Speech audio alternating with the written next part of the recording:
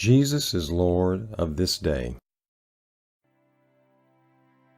Blessed are ye, when men shall revile you, and persecute you, and shall say all manner of evil against you falsely, for my sake. Rejoice, and be exceedingly glad, for great is your reward in heaven. For so persecuted they the prophets which were before you. Matthew 5:11-12.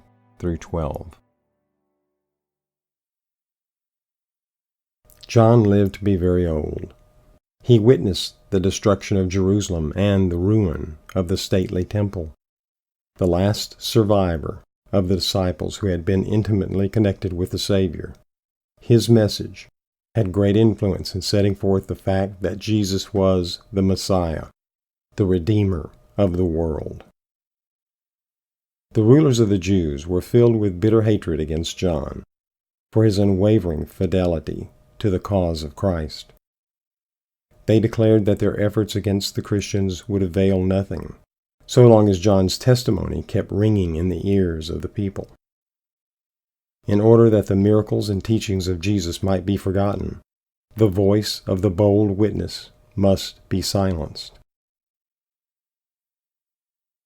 John was accordingly summoned to Rome to be tried for his faith.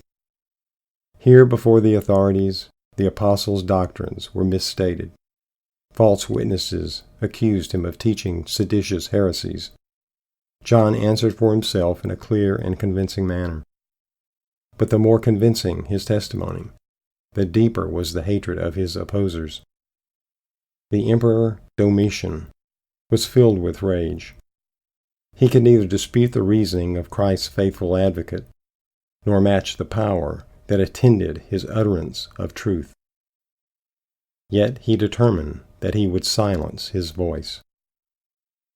John was cast into a cauldron of boiling oil, but the Lord preserved the life of his faithful servant, even as he preserved the 3 Hebrews in the fiery furnace.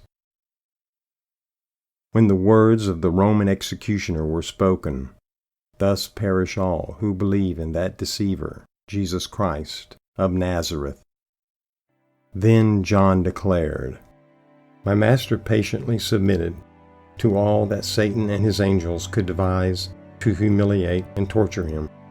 He gave his life to save the world. I am honored in being permitted to suffer for his sake.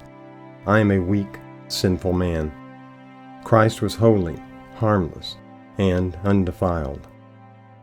He did no sin, neither was guile found in his mouth."